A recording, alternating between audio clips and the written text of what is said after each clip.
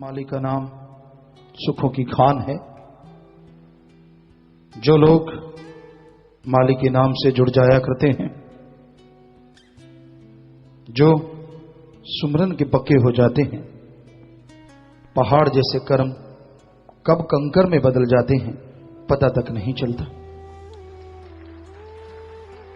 अल्लाह वाहिगुरु गौड़ खुदा रब की याद में ऐसी शक्ति है, ऐसी ताकत है कि जो भी इस ताकत से जुड़ जाता है उसे दोनों जहां की खुशियां इस मृत्यु लोक में मिलनी शुरू हो जाती हैं।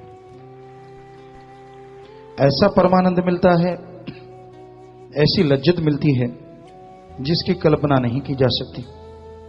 तो इसलिए अगर आप परमानंद चाहते हैं, मालिक की कृपा दृष्टि के काबिल बनना चाहते हैं, तो मालिक के नाम का सुमरन किया करें। सुमरन में अनोखी शक्ति है।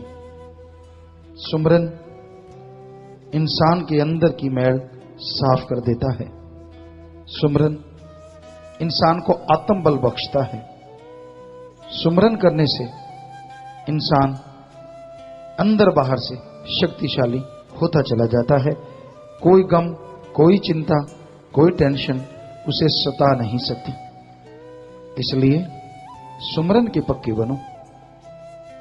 कईयों ने कहा कि जी परमपिता जी के समय या मस्ताना जी के समय नाम के बारे में नहीं कहा जाता था, क्योंकि उनका मन खुद का खराब था। खुद तो जाप करना नहीं होता था, लोगों को शिक्षा देते थे नहीं, तब तो नहीं कहा जाता था। एक एक शब्द उठा के देखो उसमें लिखा क्या है। बेपरवाह जी के कितने भजन हैं, आप ज्यादातर देखेंगे, हमें लगता है 90% 95% शब्दों में एक ही बात आती है, नाम जपो, नाम जपो, नाम जपो। तो ये क्या वचन नहीं, ये तो लिखित वचन है जिनको कोई टाल भी नहीं सकता। बेपरवाह जी ने भजन बनाए हैं। तो ये सिर्फ आदमी का जब मन खराब होता है ना, तो सतगुरु पीर फकीर को भी उसी तरीके से मोड़ लेता है। तो भाई हकीकत है, नाम जपे बिना किसी भी युग में किसी को शांति नहीं मिलती। सेवा करो, परमार्थ तन मन धन से दीन दुखियों की मदद करो, दृढ़ विश्वासी दृढ़ यकीन करो और सुमरन करो। 3 बातें रूहानियत के लिए तरक्की देने वाली हैं। बाकी बातें करोगे अकाज होता है, चुगली, निंदा। क्योंकि जब सुमरन नहीं करते, चुगली निंदा करने को दिल करेगा। आपके पास से कोई उठ के गया, सामने से गुजर गया, उसकी निंदा शुरू कर दोगे। बिना वजह दूसरों को देख देख के जलते भूनते रहोगे, आत्मा कमजोर हो जाती है। सुमरन से ही आत्मबल आता है, सुमरन से ही आत्मिक शक्ति आती है। इसलिए सुमरन जरूरी है। सुमरन किया करो, भक्ति किया करो, तो आत्मविश्वास आएगा, सहने की शक्ति आएगी और उसके द्वारा ही आप मालिक की कृपा पात्र बन पाएंगे। इसलिए ये बहुत जरूरी है कि आप सुमरन नियमानुसार जरूर किया करें। सुमरन के बिना बात नहीं बनती।